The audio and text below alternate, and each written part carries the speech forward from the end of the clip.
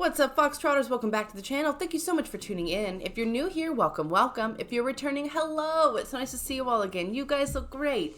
Yes, you person who just caught a glimpse of yourself in the mirror and you left your sleepy time bun in and it's kind of doing this sort of Victorian era cosplay kind of look, but you're kind of here for it. You look great. I hope everyone's having a wonderful Sunday.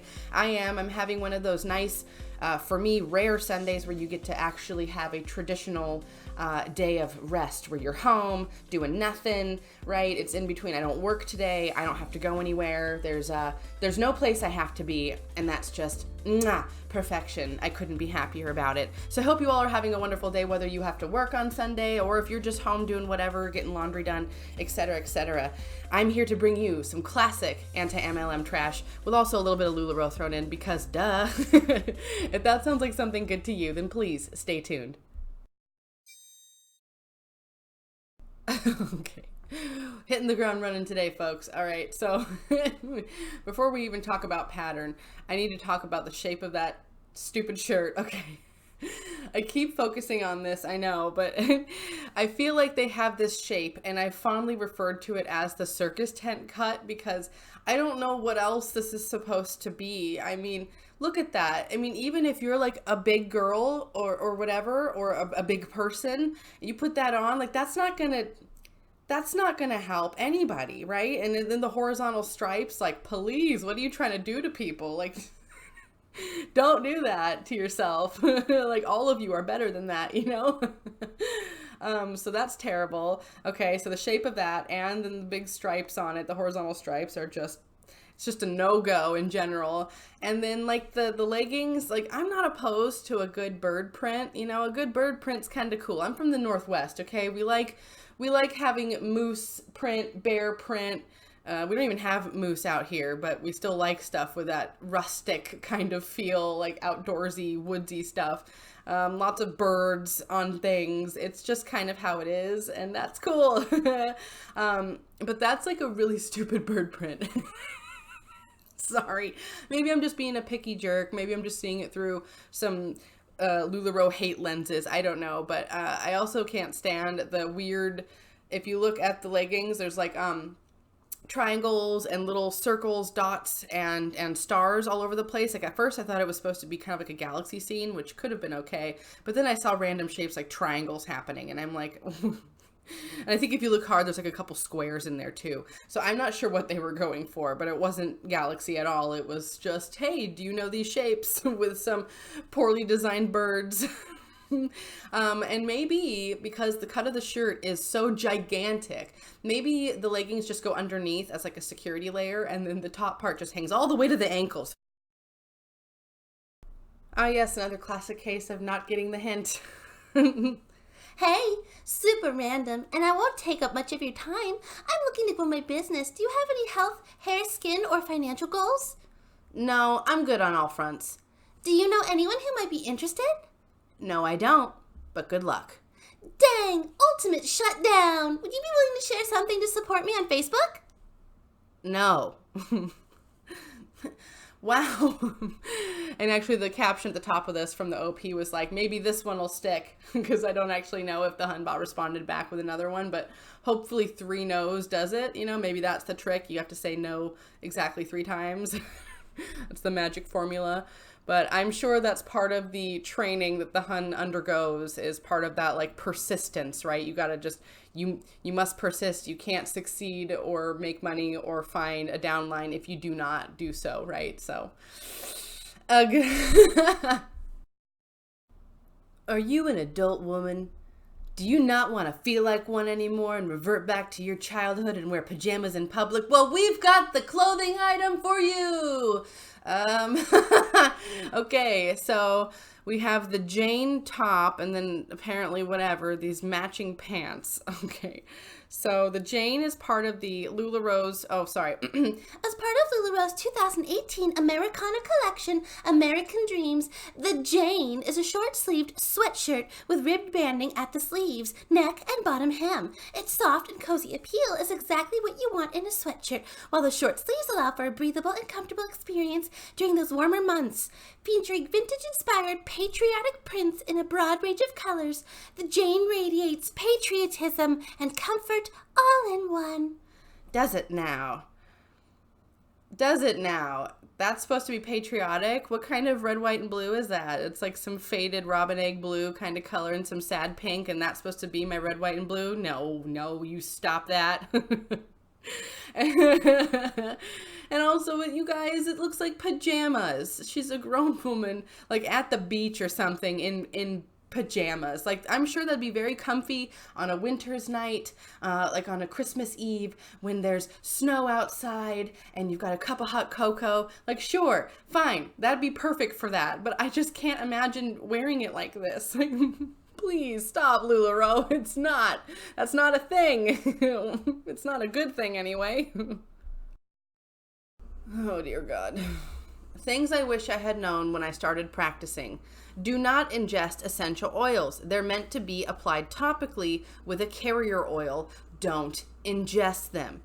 Not that I have very many followers, but you can ingest essential oils. You just have to make sure they are the right grade. Most oils will specify if they are aromatic, topical, ingestible, or all three. No, stop spreading misinformation. Pyramid schemes like doTERRA and Young Living want you to believe that you can ingest EOs, but you can't. It will poison you. Yes, I know what that means, but I don't cuss on my channel. Please don't ingest oils. Ugh. It's so sad because they take real evidence that says, like, if you eat them, if you can ingest essential oils, you could potentially poison yourself. And they just are like, nope, you sure can. There are 3 grades, like ingestible essential oils. Like, okay, just really is crappy because you know that the company is really pushing this misinformation and making these people believe that they have real doctors who are supporting it. And they do have real doctors, but like, are they good doctors? I don't know. That's the part we want to maybe question here. What are those doctors' motives? Is it money or is it helping people? Because there's a difference. I don't know. Call me crazy. Ugh, okay, yeah, all right. Don't eat oils. Don't. Stop it. They zinged themselves and they didn't even know it. Oh, I'm sorry. This is so dumb, but I definitely laughed out loud when I saw this. Like, the placement's too good. The arrow's just like pointing right at the trash. Go ahead, just put your Lula Rose right here. Go on, just throw it on in this trash can, right where it belongs. Sorry. No, but really, take it down to a Goodwill or to a shelter, like a women's shelter. Take it somewhere where people desperately need clothing and don't make anyone have to pay for it. That's probably the best way. I mean, you could try to recoup your money via a sale, but I don't know. It's questionable. Even Google's totally like aware. MLM is not entrepreneurship. MLM is not a small business. MLM is bad. Yeah, I mean, honestly, like if you're someone who was about to get involved in an MLM and you go to Google and you were to type in MLM is, I'm really glad that these are the ones that pop up right away. Because those are the things you should see immediately, because those are the things that those companies tell you that they are right away. It's an entrepreneur thing. It's definitely a small business. You are your own business owner. We are not bad. We're good. Pyramid schemes are bad. We MLM good. It's pretty funny. Okay, we're back here again. All right, so this was supposed to be a spider print, and yeah, it kind of looks like a spider, but also it really looks like the tick pattern.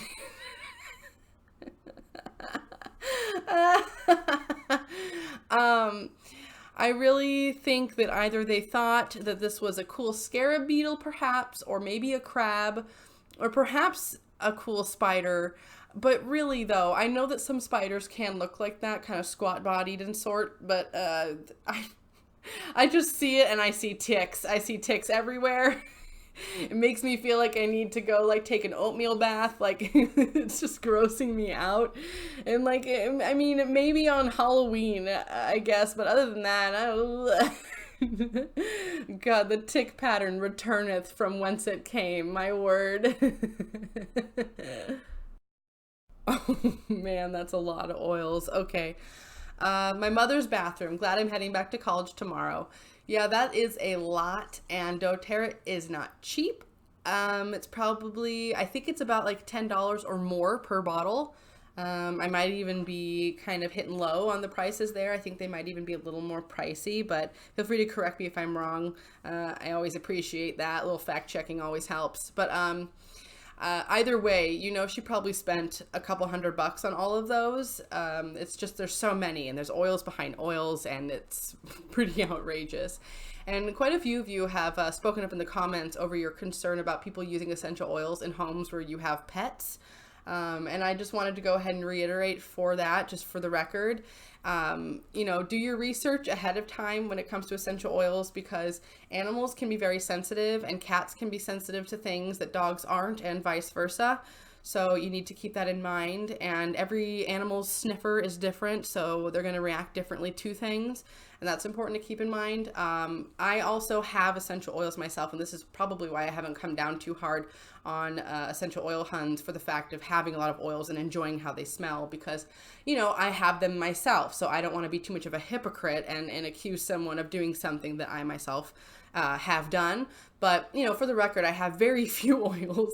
I rarely use them. In fact, it's been months since Boots has come around, right? He's the new dog in the household. So since he's come around, I really haven't messed with that stuff at all, because one, there hasn't been time, and two, he likes to grab everything with his mouth. So I've actually removed the little thing that I had clipped onto the vent that would, like, you know, spray out the air, or would like pump out the smell. So I've actually had to remove it because he likes to grab everything and destroy it. So so that hasn't even been a factor. And I would just really recommend to anybody who's in a similar situation, they have dogs that like to get into stuff, or cats, just remember and do your research, please. Thank you. Okay.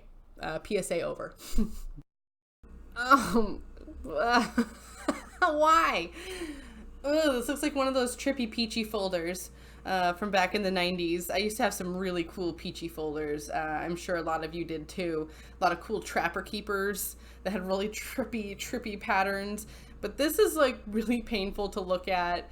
And the fact that the hem of the skirt, or not the hem, excuse me, the opposite, the waistband at the other end, they have like the pattern isn't even lined up on any of it, which maybe that was intentional, but like why? I don't know. But that pattern though, stop. It's so dizzying.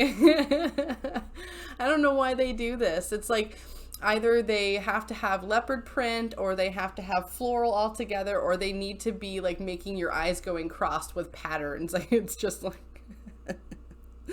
so frustrating. Okay, so this is actually the comment section below a post on Reddit where someone was essentially asking, like, if someone who is in Amway, can you explain the process of what it takes to essentially recruit somebody? What do they teach you? And this was what they said. With Amway LOAs, there is always a process that they have tweaked multiple times to fit the scenario. Ours was a 4-step process after getting the prospect to agree to an in-person meetup. Pre-step 1 was to go out and strike up a conversation with strangers about the business. This was usually the mall and at the dog park. I refused to do that at my job because I wasn't going to ruin chances of a promotion in order to make a measly compensation in Amway. Step 1, meet up with my mentor and talk about the dream and then give them a book to read. Ours was the compound effect. Step 2, meet up a few days later to discuss the book and go over the 4 quadrants: employee, business, self-employed, and investing, excuse me. Then act like we are inviting them to an exclusive event, aka informative session. Wow, okay. Step 3, have them sit through the presentation where we promise all their questions will be answered and the business about how they will make money. Step 4, if they qualify, i.e. if they have a pulse and money, we will extend them a partnership to join the association and Amway. The process we had to follow had phrasing and scripts that were direct and most times made you come off as a blank. I'm sure you can fill in what they said there. But not surprised by this, but it is interesting to note that every MLM kind of has a similar kind of process, right? They might have more steps, fewer steps. They might call them something else, but it's all kind of the same thing. It's essentially go out in public, bother people, get your mentor to meet up with you and your potential prospect and trick the prospect into thinking that you're offering them something that you're not. Like, oh, it's just so scummy. I feel so bad for people that have gotten themselves all roped up in this and they're believing it full force. Like, it just breaks my heart. Oh man, speak of leopard print and floral, and Lula Rose shall deliver upon its promise. Holy cow. My initial reaction is that this gal has fabulous red hair. It's an incredible color. And it seems like, in essence, she has like great quote unquote style. Like, she's got a good pose. I feel like the way she put the clothes on her body is very well done. But other than that, everything else is terrible. I'm so sorry. Like, I see what you were going for, girlfriend, but I honestly feel like you're better than this company. You should go do something else.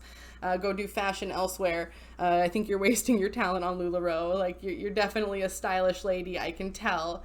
But I promise you, Lula Rose is not where those fashion dreams live on. It's where they go to die. All right, and I found a post on MLM Recovery that I don't believe I've read yet, so I'm excited to bring this one to you. I was sucked in. Embarrassing. This is my MLM story. I've always been against these things. I've always spoken out about how they are pyramid schemes. I'm not really sure how I was so blinded and how I got sucked in, but I did. After I had my second child, I was looking for ways to make money as a stay-at-home mom. I had just left my job at Victoria's Secret, and I was really good at customer service and sales. I came across this website called Chloe and Isabel. They just recently went out of business. Shocker. It honestly did not sound like an MLM because there was no mention of recruiting, and you did not have to sign up under someone like an upline. There was no mention of commissions from anybody that you did recruit. You did not have to buy any product either. It was a jewelry business where you bought a starter kit, but then you just made commission off any purchases made by customers on your website. I thought I would be good at it because I have so much sales experience. I kept telling people this is different because I make 25% commission off any sales, but I don't have to purchase anything. Win-win, right? This was spring 2017, and I had just gotten my tax refund, so I thought, why not pay the $200 for the 15 plus pieces of supposedly expensive jewelry and see what happens? So this is how they get you. They tell you that for the first month of your business, you get 50% off in the online store. So you can buy as much jewelry as you want, and if you want, you can resell it at full price and keep the profit yourself. Guys, I think I spent about $1,000 in just a couple months. The only real true commissions that I ever earned was probably about $200. And not to mention, you guys, this jewelry was crap. They had a policy where you could return it at any time and get a replacement for free, but that's because every single piece broke. And I tried talking to my mentor and the other people in my group, and they just kept telling me that the company has such a good return policy, so it doesn't matter if it breaks. And I'm like, yeah, it does. Why would a customer want jewelry that breaks, especially if it's like $60? Eventually, I stopped after about 5 months, and I ended up selling all my jewelry on Poshmark. I made about $500. It wasn't a total loss, I guess, but it definitely made me feel like a failure. I guess I should have realized that if you have to buy in, it's always a scam. Yeah, if you have to buy in, it's pretty much always a scam. Yeah, that's a safe bet. Well, okay, so they made about $500, and you spent about $1,000 in a couple months. And it says you earned about $200. So, I mean, you're looking at about a $300 loss, $400 loss in essence, which, I mean, all things considered is pretty lucky compared to a lot of the stories I've heard where it can get up in the several thousands to the tens of thousands, sometimes more. Like, we're talking like house prices, and that's insane and awful. And this is still unfortunate, but I am glad that it wasn't worse for you. Honestly, and you're right. Customers don't want to keep buying jewelry that breaks regardless of if there's a great return policy, because if you're spending $60, you want the item to be $60 worth, right? That's why people spend money like that on items, because they're expecting quality. That's like why they do it. So I don't know, don't be too embarrassed. Well, be embarrassed just enough to take it as a lesson, right? You know, like a really valuable life lesson. You've learned something that you will never forget, that will forever change your life in the positive. Think of it like that, okay? Don't be too hard on yourself. Like, yes, okay, fine, you can, it was silly to do, but it's over now, and you know, and you can help educate others. That's a win-win. I mean, what the heck were you thinking? Well, I know that I say, like, what were you thinking? But we all know that they had a bunch of fresh out of college, you know, graphic designers crammed into like a sweatshop style room, and they're just pumping out prints, and they have to complete a pattern and with a color story every 10 minutes, and it must be very stressful. So I'm not blaming them. I want to make that clear again. This is absolutely atrocious, and the company of Lula Rose should be ashamed. It is so terrible. My eyes are freaking out looking at this. Like, I'm seeing things. I think I see a sailboat in the middle. I'm seeing random X's appear. I see like random diamonds. My eyes are going cross. It actually hurts. That's enough. This is terrible. I'm sorry, everyone. I apologize to your eyes. Who needs a restock? I am so close yet so far away. Anyone who knows me knows my love for coffee mugs. Need this mug. To get it, I need your support. I have a variety of $20 products too. Lippies, individual eyeshadows, eye and lip liners, brow gels, pencils, travel hand sanitizers, etc. Guys, this was my goal for this month. I am currently $820 away from a mug, you guys. Oh my God. She's putting in all this work to get a mug, a travel mug. You could buy that on Amazon for like $8, I promise you. What are you doing? All because it has an L. They couldn't even put the full like name of the business on, because they don't actually want to fully advertise, but like there's just an L to kind of allude to it. Oh my God. Okay, so you have to spend, or you have to sell $900 worth of stuff to get this. And I have to backtrack, excuse me for a moment, where it says $20 products, excuse me, $20 lip liners, $20 eyeliners.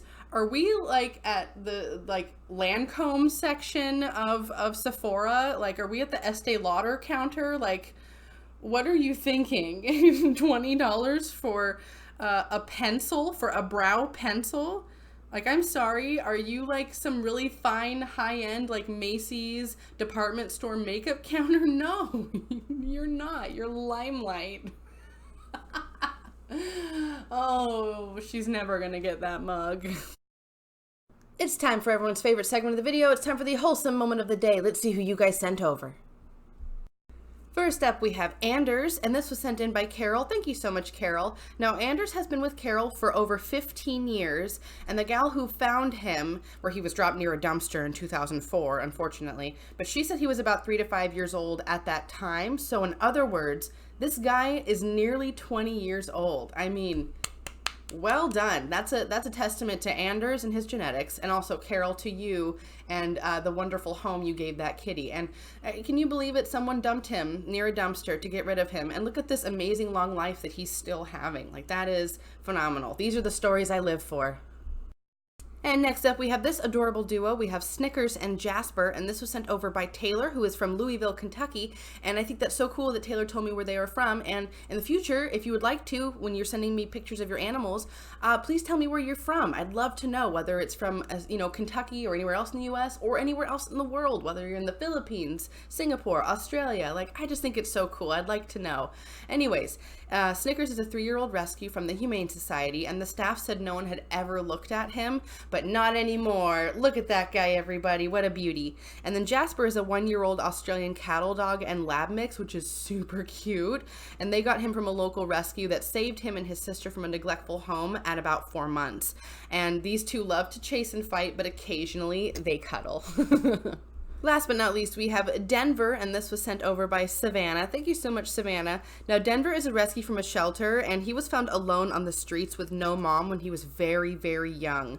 So Savannah has had him since he was about 3 to 4 weeks old, but he's 5 years old now, and he's turned into quite the model. We can all see that. What a ham. Anyways, if you're looking to get a new member of your family, I definitely recommend to adopt and not shop. Check out your local shelters, your local humane societies.